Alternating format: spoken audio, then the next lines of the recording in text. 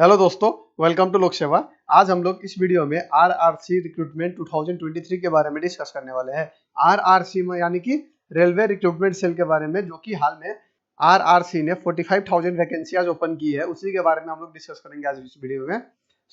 ये वीडियो में अंत तक बने रहे और यदि आप लोगों ने इस चैनल को सब्सक्राइब नहीं किया है तो कृपया चैनल को सब्सक्राइब करें, वीडियो को शेयर करना ना भूले और वीडियो अच्छी लगी तो लाइक बटन दबाना ना भूले। तो चलिए वीडियो शुरू करते हैं। RRC recruitment 2023। अब ये आरआरसी रिक्रूटमेंट 2023 है क्या, तो उसके बारे में थोड़ा जान लेते हैं। उसके लिए देख सकते हैं आप स्क्रीन में, RRC recruitment 2023 is the latest recruitment drive announced by railway recruitment cell offering numerous job vacancies for eligible candidate. Means RRC जो है वो रेलवे रिलेटेड वैकेंसीज ओपन करती है, जो कि भारी मात्रा में ओपन करती है। इस बार देख सकते हैं हम लोग 45,000 वैकेंसीज ओपन की है रेलवे रिक्रूटमेंट सेल ने। इसमें क्या है खास, क्या है क्या ये चीज। Indian railway is the largest public sector employer in India, providing stable employment and excellent career growth opportunities. RRC recruitment aims to fill various post such as group D, जो कि ग्रुप टी के अंतर्गत आता है, track maintainer grade 4, gateman, pointsman, helper इत्यादि। साथ ही junior engineer, assistant, loco pilot and many more across different railway zones. अब देखिए, भारत में रेलवे अंतर्गत जितने भी कर्मचारियां हैं वो आरआरसी के द्वारा ही चुनी जाती है। और हम लोग देख सकते हैं स्क्रीन पे कि आरआरसी का मेन फोकस जो है वो रेलवे रिलेटेड है। रेलवे में यदि कर्मचारियां कम है तो उसके लिए जॉब ओपन करे और उनका चयन करे। इसी संबंधित आरआरसी के बारे में थोड़ा हो गया। उसके बाद चलिए आगे बढ़ते हैं। अब वो है क्या, मतलब क्या कैसा करता है, इस साल के आंकड़ा कैसा है, क्या कैसा है, उसके बारे में देखते हुए, RRC operates under the supervision of ministry of railway, government of India. Its primary objective is to ensure fair and transparent selection of suitable candidates for various non-gadget positions in the Indian Railways. RRC is divided into multiple regional cells. Each cells are responsible for recruitment within a specified zone. हम देख सकते हैं, जैसे अब India में ही बहुत eastern, western, south, north, ये सब देख सकते हैं। तो रेलवे को विभाजित किया गया है जोनल बेसिस पे। जैसे हम देख सकते हैं RRC western railways, RRC eastern railways, RRC southern railways, RRC northern railways. हम लोग देख सकते हैं, अगर ईस्टर्न रेलवे में वैकेंसियां खुली हुई है तो वो ईस्टर्न रेलवे डिसाइड करती है क्या कैसा प्रोसेस है, क्या कैसा है। हम लोग देख सकते हैं इस बार आरआरसी ने ओवरऑल में 45,000 वैकेंसियाज ओपन किया और इसका स्टार्टिंग एप्लीकेशन डेट कब से है। उसके लिए 1 जुलाई 2023 से है। लास्ट डेट कब तक हम लोग अप्लाई कर सकते हैं, उसके लिए 30 जुलाई 2023। और इसका ऑफिशियल वेबसाइट क्या है, indianrailways.gov.in। Notification and application process क्या कैसा है इसके लिए। RRC releases detailed notification for each recruitment cycle, providing information about the available job positions, eligibility criteria, application process, important dates and selection procedure. RRC जो है वो क्या करती है, जॉब वैकेंसियाज ओपन करती है। उसके साथ मतलब अब हर एक वैकेंसी हर एक लेवल के लिए होती है, उसमें क्या कैसा एलिजिबिलिटी क्राइटेरिया है, एप्लीकेशन प्रोसेस कैसा रहेगा, ऑनलाइन है कि ऑफलाइन है। लगभग 99% केस में ज्यादातर एप्लीकेशन हमेशा ऑनलाइन ही रहती है। इंपॉर्टेंट डेट्स क्या कैसा है, मींस स्टार्टिंग डेट कब से है कब तक लास्ट डेट है, उसके बाद कैसा सिलेक्शन प्रोसीजर क्या कैसा रहेगा, वो सब के बारे में आरआरसी रिस्पॉन्सिबल है। And other recognised platform, aspiring candidates must regularly check the RRC website और subscribe to email alert to stay updated with the latest notification. RRC के लिए आप लोग वेबसाइट में उनका सब्सक्राइब कर सकते हैं, ताकि उनका जो भी जॉब वैकेंसी जितना भी अभी ज्यादातर इंडिया में देख सकते हैं हम लोग कि ज्यादातर कंपनियां जॉब अलॉट के लिए सब्सक्राइब मांग लेते हैं। मीन्स अगर आप सब्सक्राइब कर देते तो कोई भी जॉब वैकेंसी खुली हुई है थ्रू बाय ईमेल के थ्रू आपको नोटिफिकेशन आ जाएगी। To apply RRC recruitment 2023, candidate needs to submit their application online through designated application portal within the specified time frame। जैसे कि हम देख सकते हैं जुलाई 1 से 30 जुलाई तक है। आप लोग ऑनलाइन एप्लीकेशन थ्रू आप लोग अपना एप्लीकेशन सबमिट कर सकते हैं। To apply online for RRC recruitment 2023 you can follow the following steps. कैसे अप्लाई कर सकते हैं हम लोग, इसके बारे में डिस्कस करते हैं। अगर आपको आरआरसी रिक्रूटमेंट 2023 में पार्टिसिपेट करना है तो इसके लिए ये प्रोसेस आपको फॉलो करना पड़ेगा। चलिए फर्स्ट स्टेप क्या है, visit the official website of the Indian railway for their specified region as you are interested in. Each region has its own RCC website. अगर आप हम शुरू में हम लोग डिस्कस कर चुके हैं, अगर आप साउथर्न से बिलोंग करते हैं तो आरआरसी साउथर्न वेबसाइट में जाइए, हर एक रीजनल वाइज वेबसाइट डिवाइड किया गया है। So make sure to search for specific region RRC website where you want to apply. अब अगर आप साउथ में है और अगर आपको इंडिया मीन्स नॉर्दर्न में काम करना है तो नॉर्दर्न में ही प्रीफरेबल आप फॉर्म भरे, उसी साइड से फॉर्म भरे, so that it will be easy for them to post your vacancy as well. Once you are on the RRC website, look for the recruitment or job section. It is usually located on the home page or in the main menu. अब ये भी जो है ना, second point क्या बोल रहा है, रिक्रूटमेंट सेक्शन जॉब्स को आप सर्च कीजिए अथवा कंट्रोल ऐप से फाइंड करके भी आप टाइप कर सकते हैं, नो इश्यू। बट आप लोग रिक्रूटमेंट और जॉब्स को सिलेक्ट कीजिए, जो ऑप्शन आपको अवेलेबल होता है वो बेसिकली होम पेज में अवेलेबल हो जाएगा।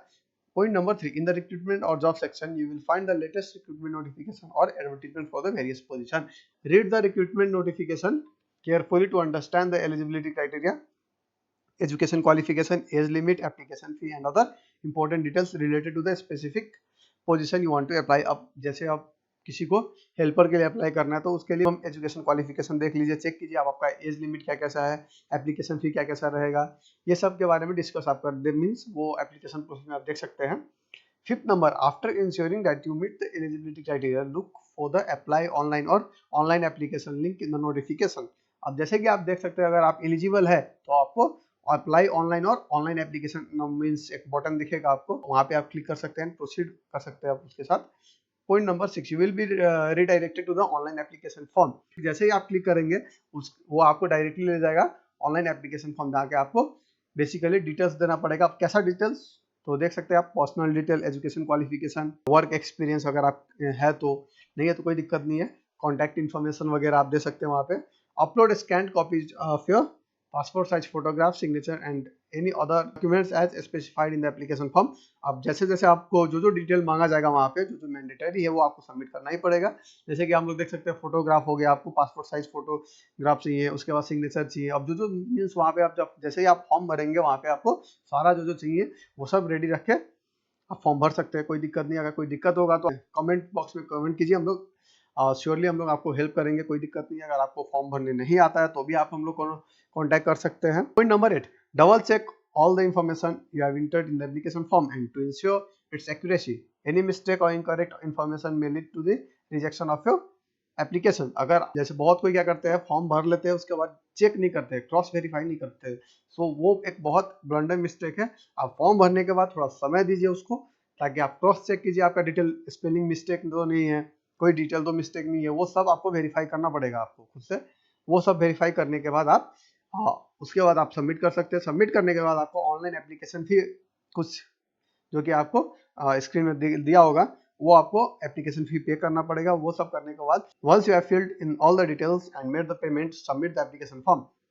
उसके बाद आप लोग फाइनल सबमिशन में क्लिक कीजिए, कोई दिक्कत नहीं। After successful submission you will receive a confirmation message और email with your unique details and unique registration number. अगर और आपके पास फाइनल सबमिशन के बाद आपको एक यूनिक मैसेज दिया जाएगा, आपको ईमेल अथवा आपको जो रजिस्टर्ड मोबाइल नंबर है उस पर आपको एक मैसेज आएगा, वो उसमें क्या होगा, एप्लीकेशन डिटेल्स वगैरह रहेगा along with unique registration number. वो आपको सेफली रखना पड़ेगा फॉर द रेफरेंस के लिए, क्योंकि अगर कल को आपको कोई एग्जाम वगैरह भी रोल नंबर वगैरह अथवा एग्जाम सेंटर भी ढूंढना है तो उसी रेफरेंस नंबर से आप लोग आगे प्रोसीड कर सकते हैं।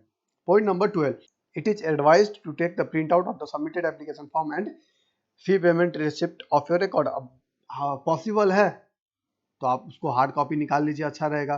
Point number 13, the RRC may also provide an option to track the status of application on their website. You can see this feature to check whether your application has been received and processed. अब जैसे कि आप form भर देंगे उसके बाद आपको एक स्टेटस के ऑप्शन भी आएगा, आप वो चेक कर सकते हैं, रेगुलरली कंटिन्यूसली चेक कर सकते हैं वेदर आपका कोई मिस्टेक है कि नहीं है। उसके बाद आपको क्या कहाँ तक आपका एप्लीकेशन प्रोसेस पहुंचा वो सब आप चेक कर सकते हैं।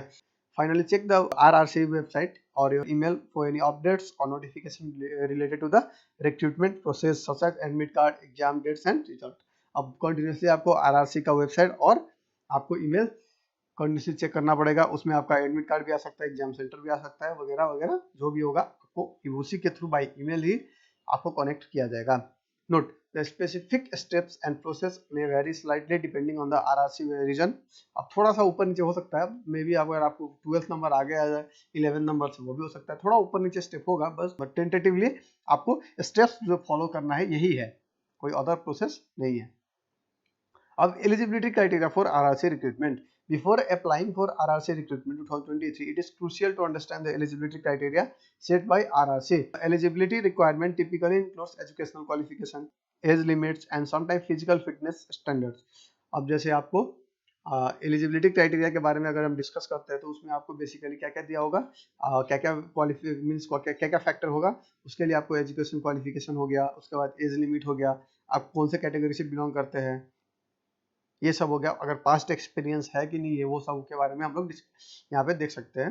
सिलेक्शन प्रोसेस क्या कैसा रहता है, तो सिलेक्शन प्रोसेस के बारे में डिस्कस करते हुए हमको क्या दिख रहा है कि the selection process for RRC recruitment generally consist of multiple stages. अब इसका बेसिकली मल्टीपल स्टेज में सिलेक्शन होता है। फर्स्ट क्या होता है, कंप्यूटर बेस्ड टेस्ट होता है। उसके बाद पीईटी, उसको फुल क्या है, फिजिकल इफिशिएंसी टेस्ट। उसके बाद डॉक्यूमेंट वेरिफिकेशन, मेडिकल एग्जामिनेशन होता है।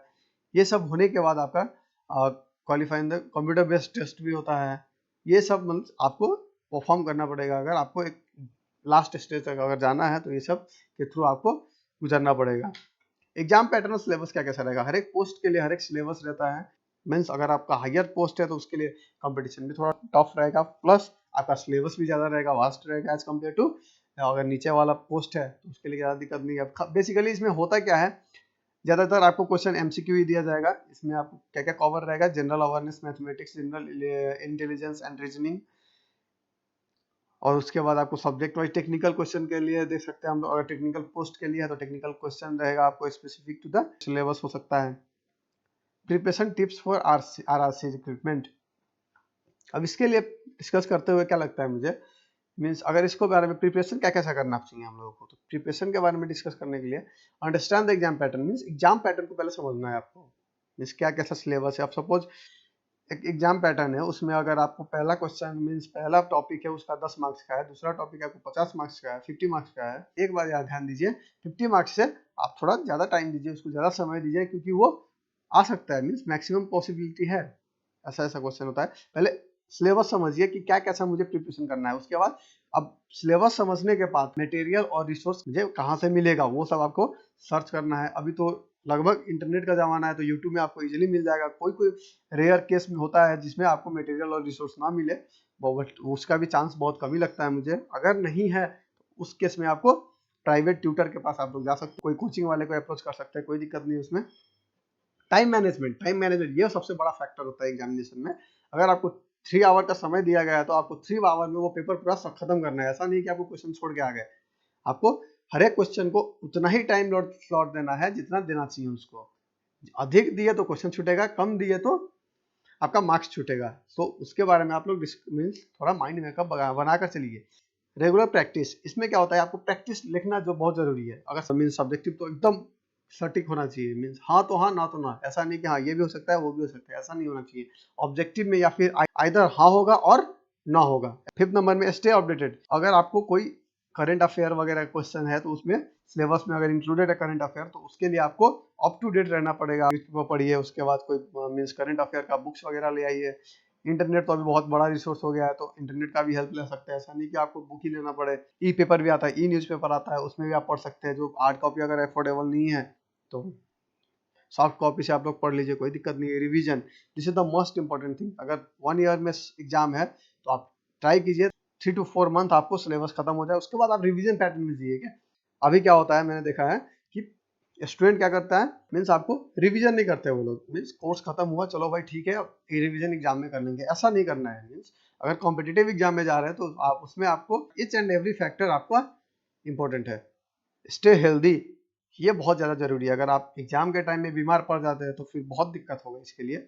सो उसके लिए हेल्दी फूड खाइए, जंक फूड्स अवॉइड कीजिए, ट्रिप्स अवॉइड कीजिए, समय ज़्यादा दीजिए पढ़ाई में। Job opportunities and benefits in RRC, इसमें बहुत ज़्यादा बेनिफिट्स एंड अपॉर्चुनिटीज है for growth. Some of the advantages include job security, attractive salary package, allowances, medical fitness, retirement benefit, opportunity for promotion. Additionally railway employ are entitled to various other perks.